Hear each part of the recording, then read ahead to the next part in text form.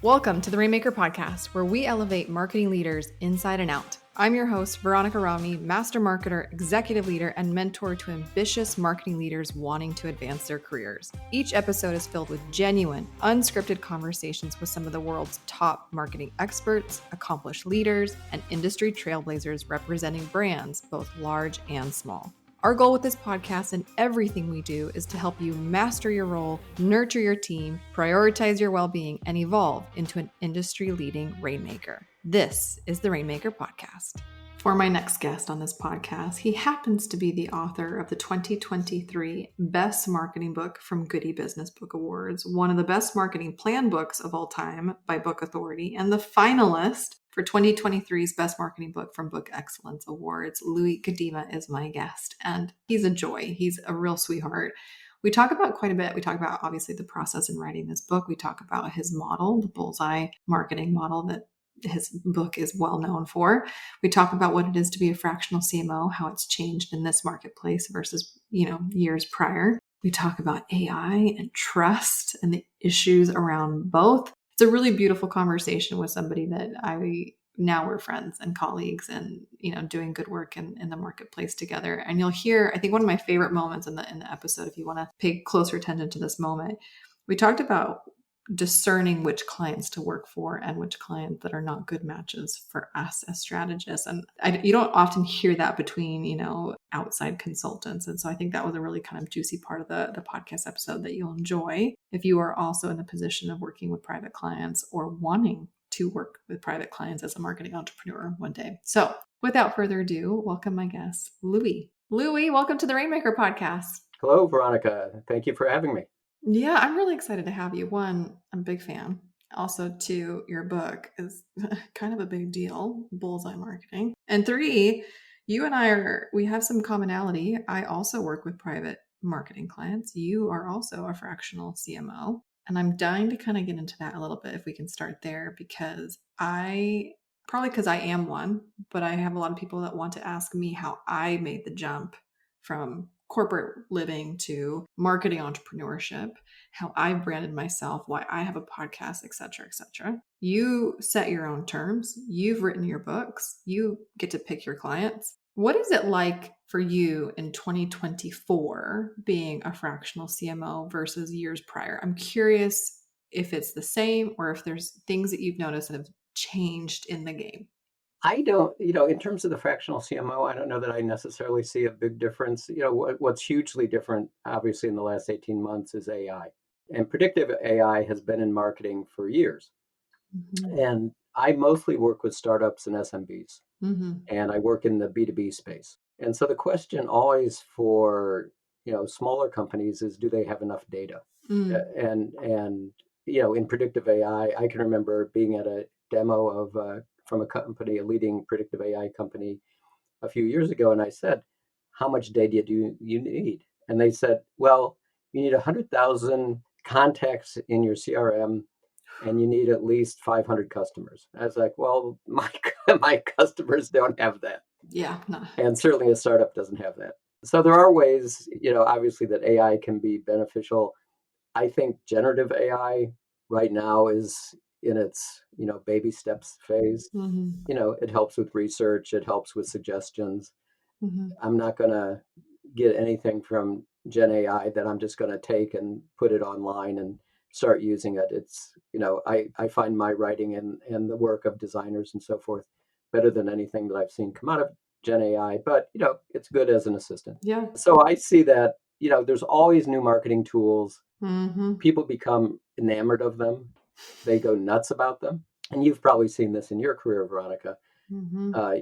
Every 18 months, 2 or 3 years, there's a new thing which is going to change the world. And marketing never changes. Mm-hmm. Marketing is always the same. It's just the channels and the tools that evolve. Mm-hmm. Okay, I'm going to validate you. Words of affirmation are my love language. So I love to affirm, love to validate smart people. I was watching a clip on social media. Someone was interviewing Jeff Bezos from Amazon. Mm-hmm. And Jeff was saying, like, probably one of the top 3 questions I'm always asked is like, what I see in the future. Because, right, they're visionaries. They can see things like, the Tony Starks of the world. They see things that we can't see. And so he's like, top 3 questions I get asked is like, what do I see 10 years from now? I mean, he's like, but I honestly feel like the better question is, what do I not see changing in 10 years from now? So your answer reminds me of that like, yes, there's a new widget, a new gadget, a new something. And like people are obsessed. It's like, right now it's the AI obsession. And then who knows, holograms, I don't know, whatever's coming out next. But marketing is, I mean, even before the internet, like we were marketers and marketing was tried and true. And so I guess, how do you define marketing? What does marketing mean to you? And why is it that like eternal truth for you? So that quote from Jeff Bezos is one that Morgan Housel uses in his book, Mm-hmm. his recent book. And I'm a big Morgan Housel fan. Mm-hmm. He's written his Psychology of Money, I like even better than his more recent book on things that never change. But he's written some terrific blog posts also. So marketing is all about building. I don't know. Are you familiar with Byron Sharp and How Brands Grow? I don't know. Mm-mm. Okay. So How Brands Grow may be the most important marketing book of the last 15 years. Okay. It's like right up there with, Crossing the Chasm in the B2B side. And he talks about, that marketing is about creating memories and Mm-hmm. creating mental awareness. And mental availability rather, goes beyond awareness. Awareness is just, I know about this company, but mental availability is you're at the top of a person's short list when they decide to buy. Mm-hmm. And so what's always been true is you've always had this two sides to marketing. And for the last 10 years or so, one side has kind of dominated. Mm-hmm. And the two sides are brand and kind of direct response. Mm-hmm. Can we get them to buy now? Mm-hmm. And can we build our brand with them? But a very, very small part of the market actually wants to buy today, like 5% or less wants to buy what you're selling today. But because of the tools that have come out in the last 10 or 15 years that have so many widgets on them for analytics and optimizing campaigns and so forth, marketers have become obsessed with the short term. Mm-hmm. And what is eternal is having those great brand campaigns so that you're building that mental availability so that with that other 95%, when they do want to buy 3 months from now or 6 months from now or a year from now or 3 years from now, you're at the top of mind. Mm-hmm. And that's going to be a bigger strategic opportunity actually than getting a little bit more of the very small part of the market that is actually buying today. I have thoughts on this. I just recently interviewed Ron Tite, if you know him, one of my favorite marketing keynote speakers, if you've seen them on the circuit. And he said something very similar about like the short-term obsession or the chasing the short-term dopamine hit of instant gratification and the fight for attention and things like that. However, and I agree with you, like, I don't know the statistics of like less than 5% want to buy today, but like honestly, when you first shared that, I was like a little bit surprised because I feel like as a society, we are obsessed with instant gratification. Like I can go on Amazon right now and have it by like 8 p.m., especially because Amazon's like in our backyard here in Raleigh, North Carolina. And so like the expectations around speed are insane, whether it's a customer service response, the actual product on the front door. And so, like, is it the marketer that's created the obsession around direct response, or is it our society that has the expectation that everything should be accessible, available to me now when I want it? That's interesting. Well, I think it's two different things. I mean, what obviously what Amazon has done with its, delivery The drones, yeah. is it's just, we don't have to drive to the Right. store Right. anymore. And, when COVID hit, then that just exploded. It's like, oh, Right. great. I don't have to go out. I don't have to wear a mask. I don't have to be around other people. And so Amazon was perfectly positioned for that moment, whether that's something they were, anticipating at all or not. But what I'm more focused on is that marketers' obsession with short-term Mm-hmm. results. And it's, goes into the C-suite then, because the Mm-hmm. C-suite then says, well, you should be able to tell us every month results are, but brand building doesn't work that way. Brand building takes time. And what I I compare them. Brand building is like exercise. You know that if a person exercises 5 times a week, 30 minutes a day, in the long run, they have tremendous health benefits. They're likely to live longer, get sick less often. When they do get sick, it's less, serious and so forth. This one doctor said if exercise was a pill, everyone would take it. And brand building is like that. But you can't say, oh, last Tuesday I did a 5-mile run and that's what made me healthy. And whereas direct response is like getting a vaccine or getting a stent if you have a heart attack or getting chemotherapy if you have cancer, it treats it, but it doesn't make you healthy in the long run. And so with health, you need both of those for optimal health. You need, those short-term interventions when they're necessary and vaccines, and you need the exercise and good diet and so forth. And for a company to optimize its sales in the long run, they need to have those short-term campaigns, but they also have to do that brand building, which is going to create that mental availability and make them top of mind with the customers when they are ready to buy sometime in the future. Mm-hmm. That balance that got out of whack over the last 10 years, and hopefully, and companies have suffered from it. Mm-hmm. And some companies like Adidas have, openly said, oops, we blew it. Adidas said, oh, we'll just let Nike do that stupid brand building stuff. We can measure the results. We can just run these campaigns. We can see what we get. And after 3 or 4 years, they said, oops. And in my book, I quote Jaleh Razai, who's a really prominent startup CMO. She was the CMO of Gusto when it went from 500 to 50,000 customers. And she said that she never saw results from her brand campaigns. But when she turned them off, her direct response results went in the tank. And 6 months later, her cost per click was way up, and her click-through rates was way down. And that's what she got from brand. Mm-hmm. And so she recommended always spending at least 20 or 30% of the marketing budget on brand. And others would say more like 50-50. When you're evaluating the clients that you work with, that you partner with, that you decide to assist in their growth, do you ask kind of discerning questions like this to gauge their affinity for brand, endeavors versus straight direct response conversion endeavors? Because I can tell where you lean and your affection for one and the other. So when you're taking on clients or you're discerning which clients to take, do you have a filtering process that you go through? Because I again, a lot of marketing professionals will listen to our conversation like they're going to be taking notes, because people will come to them, or maybe they're more proactive and they're going to seek out their ideal clients. But even when they're ideal on paper doesn't mean they're ideal in value match. And so I'm curious how you go about discerning for yourself who you choose to work with. Well, the biggest reason that marketing fails is because it doesn't have, executive leadership, and it doesn't have a consistent commitment. Correct. Yeah. It's not because you and I can't figure out a strategy and develop campaigns and creative and so forth, and other marketers as well.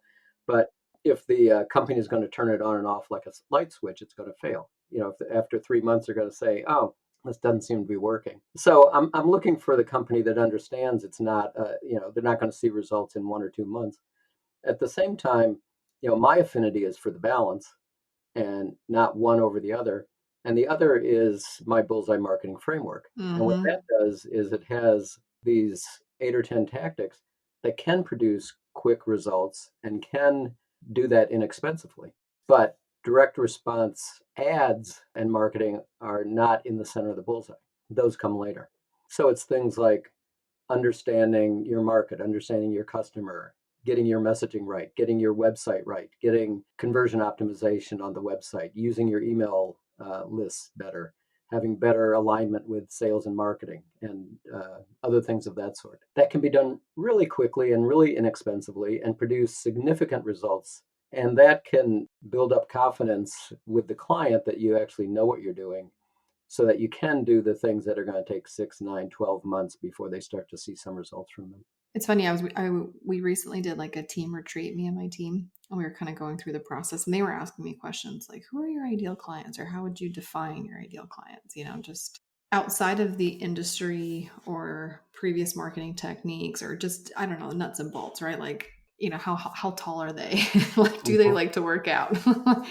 What I found myself coming back to was values. Am I on a call with someone and they're throwing their team under the bus? Mm. red flag. Mhm. Am I on a call with someone who says, I'm just so tired of so and so in their marketing? And I like, if they're kind of like pissing on different marketing, like if they've lost their passion and love for the craft that is marketing, I'm like, oh, we're not going to be a great fit because I'm obsessed with it. And 16 years later, I'm still like drinking from the fire hydrant, can't get enough of great marketing and great campaigns in the wild and things like that. So, like, what I found myself gravitating towards, even me personally, was more of a value match and watching how they spoke about subject matters or around the people who help them achieve greatness. Mhm. So a lot of what you do is coaching Mm-hmm. marketers, isn't it? Yeah. So, yes, part of my existence is I help marketers become rainmakers. So, they Mhm. the mastery of self and their role, their team, their influence, their internal reputation or personal brand if they have aspirations outside the organization. And then I also have capacity where I also work with private clients, but like at most maybe 2 or 3 clients a month that I have the capacity to help outside of my group containers. But I clearly am very team centric. And what I have found though in my private work, and I want to ask you this question, one of the other things that I will do in trying to evaluate a good client fit is like, who do you have on the team that can help us do things? Because my role is not a doer. My role is to come in that strategic architect, right?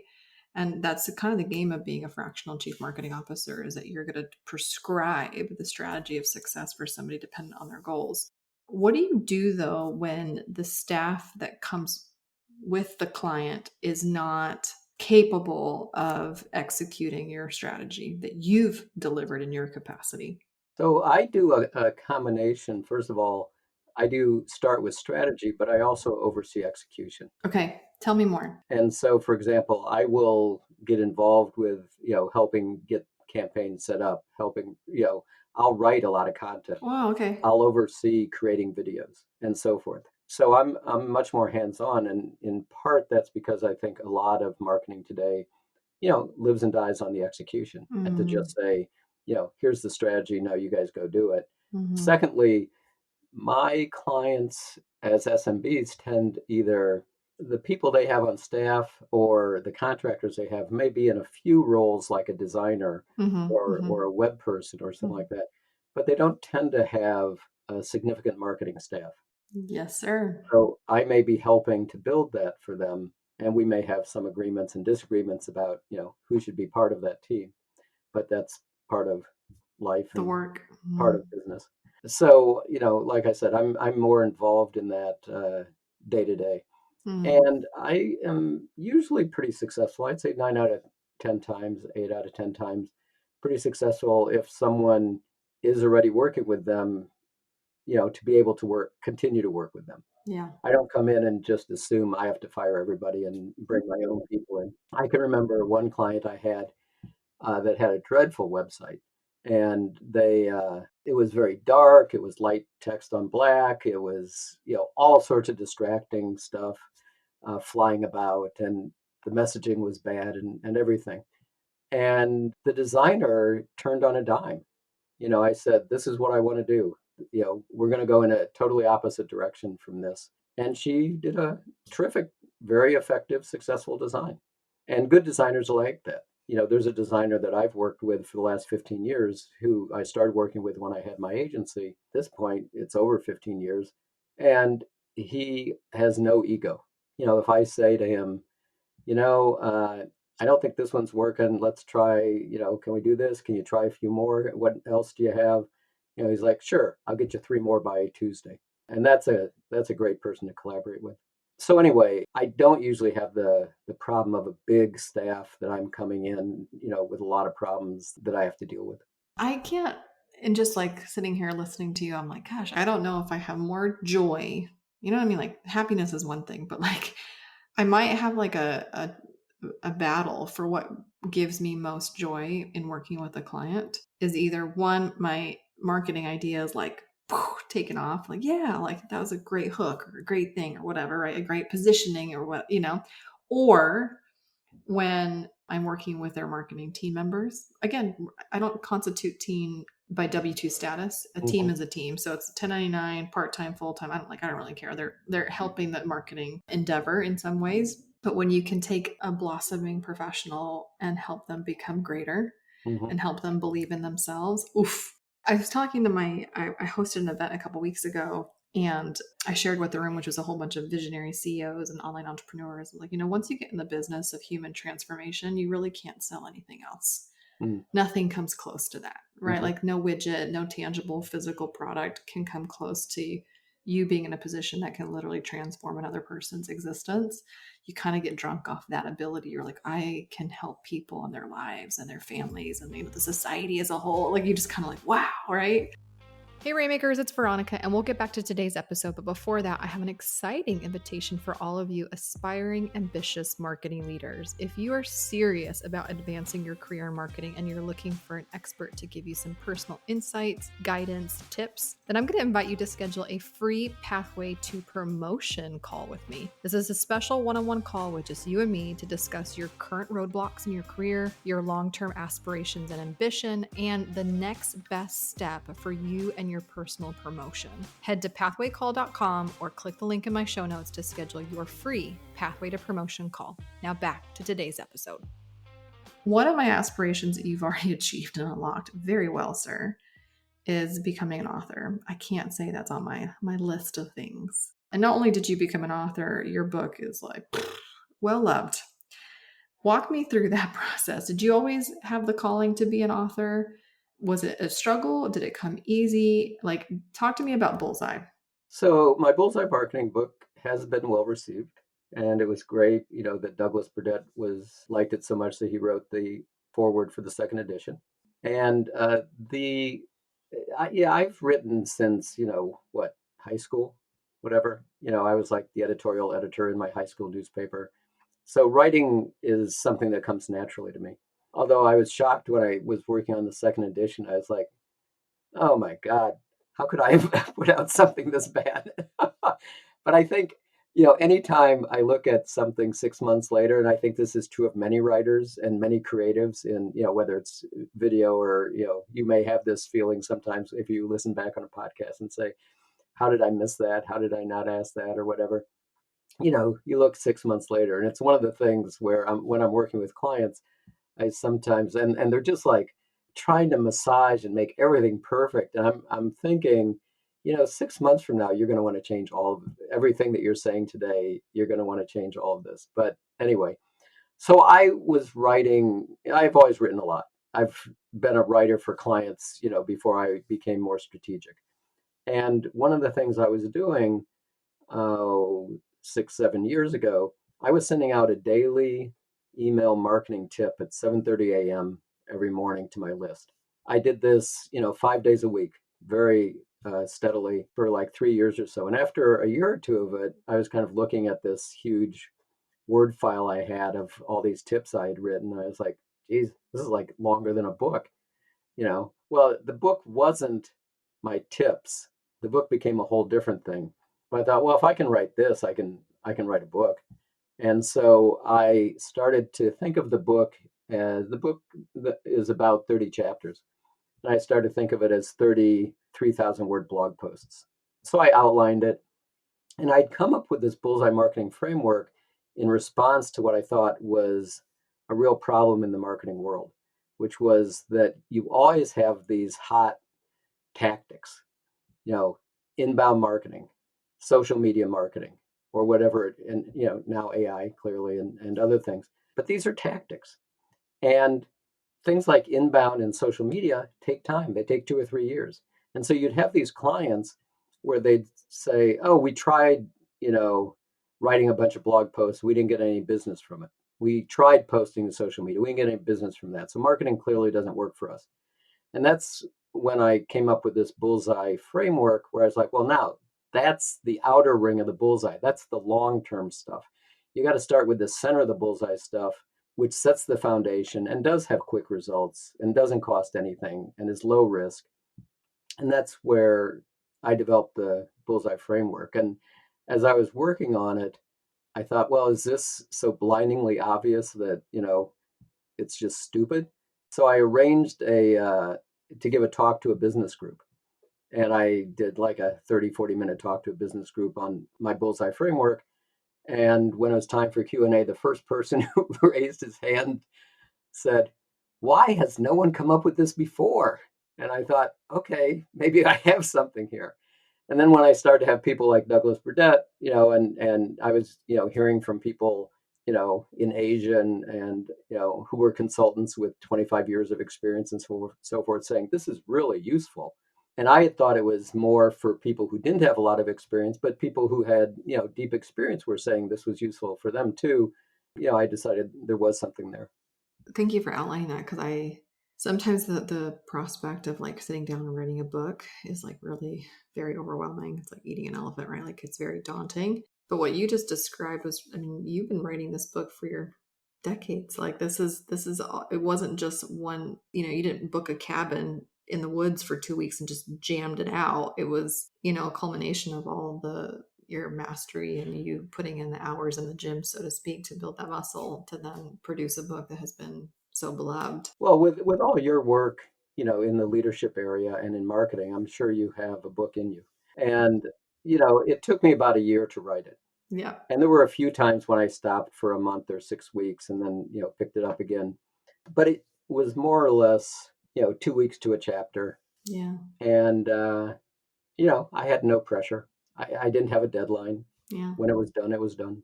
It was done. Yeah. I love it. Actually, and you're not wrong. I think a lot of us in the creator space, in the entrepreneurial space, we probably discredit how much volume of content we've already produced. I mean, if I just reflect on all the Zoom calls I've been, and just transcribed all my coaching Zoom calls, I would have, an encyclopedia, I feel like. But Oh, I'm sure. you don't look at it that way. But that's certainly, no, I think probably what it is I don't identify as a writer who sits and like writes and like types it out. But or same thing with like a keynote. Like I'm not one to like write down the entire script.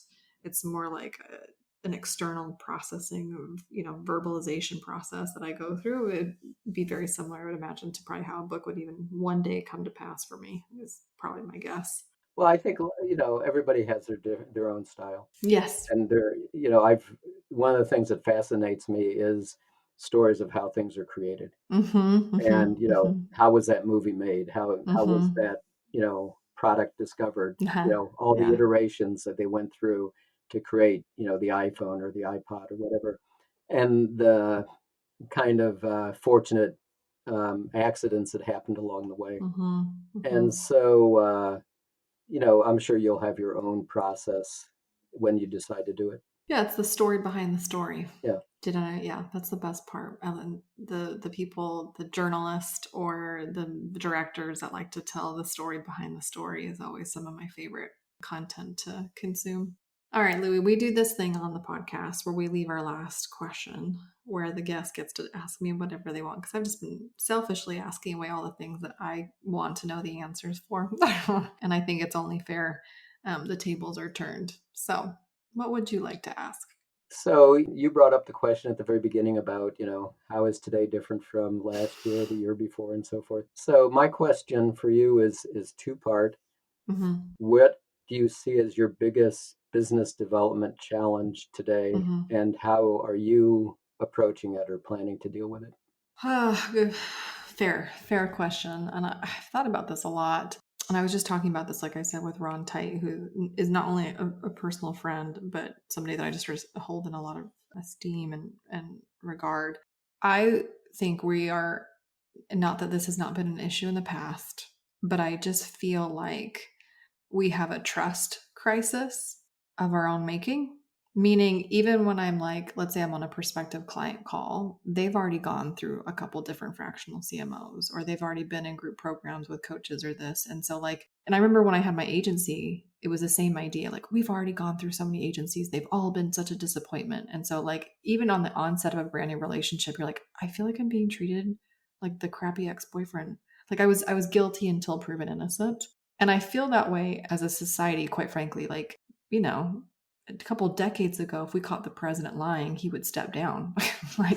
And now we have become accustomed to human beings in the most significant, prominent, authoritative positions blatantly lying to the people in which they are supposed to be stewards for. And so we're seeing this not just as a society, but also, as marketers, like there's no barriers to entry to call yourself an expert or to be a marketer. Right. And so what happens when you buy from that, or you subscribe to that, and then the people that you put on a pedestal turn out to be quite a sham or disgrace or, not truthful, it makes the good ones work harder, and it makes the good ones feel discouraged because it's like, I don't want to bear the sins of someone else. And so this is something that I've been thinking about a lot in 2024 because I feel like it's just rampant. Like, breaking news, this person isn't who you thought he was. And like everybody's trying to take everybody down. And because of the accessibility of the internet and everybody having receipts, your pictures from high school are not hidden.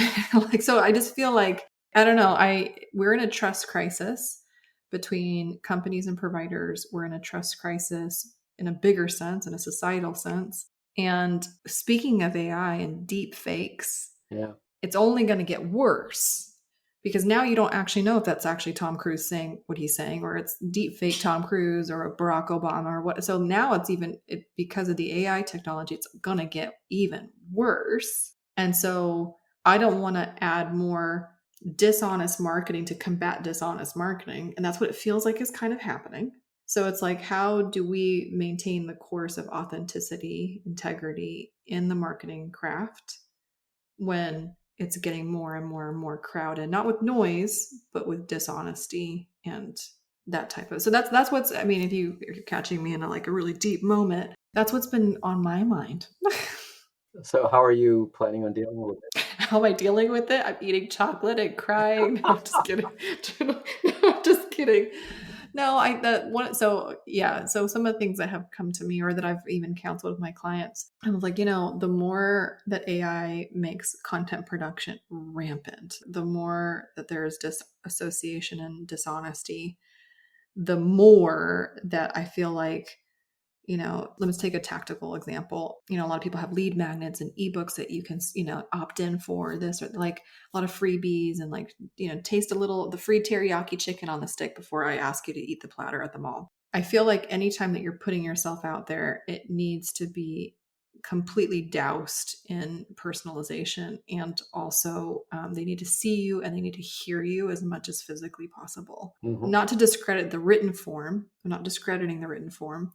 But if you are a messenger style of business or messenger centric, where you have a real, dominant spokesperson, that person needs to be in your ear. You need to see them. They need to say your name. I just think we need to go back to the fundamentals of personalization as much as possible. And they need to see you and they need to hear from you. For example, I'm starting to take things out of my funnels or my sales page experiences. There's no more 10-page applications. It's mm-hmm. Let's just get on a call. So that, I think that's what you're seeing. I'm leaning more into higher proximity and intimacy more than before. Interesting. I saw a video of Neil deGrasse Tyson a few days ago, mm-hmm. or at least the video claimed to be him. Yeah. And he was saying he thought AI would break the internet because you would have so little trust in the content that after a while people would just stop going to the internet for anything. We will see. Yeah, I was just gonna say, I said it in Spanish in my head, vamos a ver, but yeah, we will see what the ramifications of these new technologies are, and it will be very interesting. But for now, and this is something that I've been playing with, again, just between compadres here, I don't aspire to be a brand for the masses. I actually never have. I think I've said this before in the podcast. Have you ever read the book, The $1 Trillion Coach? Yeah, terrific. About the story of Bill Campbell. Yeah. And they wrote it when he'd already passed. Yeah. And they wrote it in, just as our thank you, our eternal thank you to this person that was so influential. I'm like, man, that's the way to go. I want to be Bill Campbell. I don't aspire to be recognized at an airport. I don't want to sign anything. I don't know. That's just, it's never been appealing to me. Part of me moving to North Carolina was to live a quieter life in South mm-hmm. Florida with my children and my family and stuff. And so I think this idea of further leaning into the Bill Campbell story or being the hitch of marketing, mm-hmm. That movie with Will Smith, where you only know because you passed the card to the card, you know what I mean? So that's kind of where I'm at. No, I'm not hiding. I'm being way more intentional than I've ever been in my own marketing. Yeah, he wasn't a big public name, but in Silicon Valley, he was well known with the right people. With the right people, exactly. It was quality over quantity. That's what I'm saying. But okay, I don't know why I feel you just pulled out all these things from me all of a sudden. So thank you for reframing the question in my direction. Thank you for making space to be on the podcast, and thank you for sharing your wisdom. We will obviously put all your information in the show notes, but where would you like the people to go to learn more about you? Well, they can go to louisgudema.com and they can connect with me on LinkedIn. Yeah. Well, Louis, I would like to consider you a friend and colleague now. So thank you very much for being on today's Rainmaker podcast. Thank you, Veronica. It's been a pleasure.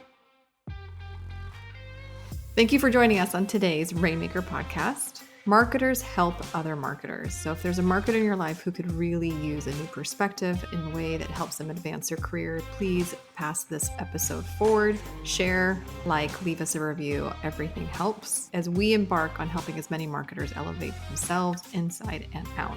You can always visit veronicarami.com for today's show notes, additional links to some free resources and tools for you to help you advance your career. You can always connect with us on social media at @VRami if you want more behind the scenes or a way for us to connect personally. Until next time, my friends, make it rain.